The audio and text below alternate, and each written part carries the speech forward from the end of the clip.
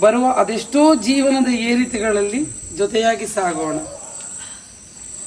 ಮುಂಬರುವ ಜೀವನವೆಂಬ ಜೀವನದ ಕತೆಗೆ ಚೈತನ್ಯನೊಂದಿಗೆ ಮುನ್ನುಡಿ ಬರೆದವಳು ನೀನು. ಉಳಿದ ಹಾಳೆಯ ಕತೆಗಳಲ್ಲಿ ಬರುವ ಪದಗಳೆಲ್ಲವೂ ನಾವು.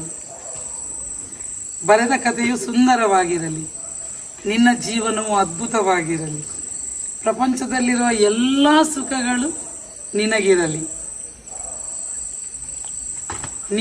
ನೀ ಕಾಲಿಡುತ್ತಿರುವ ಬಾಳ ನೌಕೆಯು ಸಮೃದ್ಧಿಯಿಂದ ತುಂಬಿರಲಿ. ದೇವರ ಆಶೀರ್ವಾದವು ಸದಾ ನಿನ್ನ ಮೇಲಿರಲಿ. Last but not the least, once again, congratulations on your big day, baby.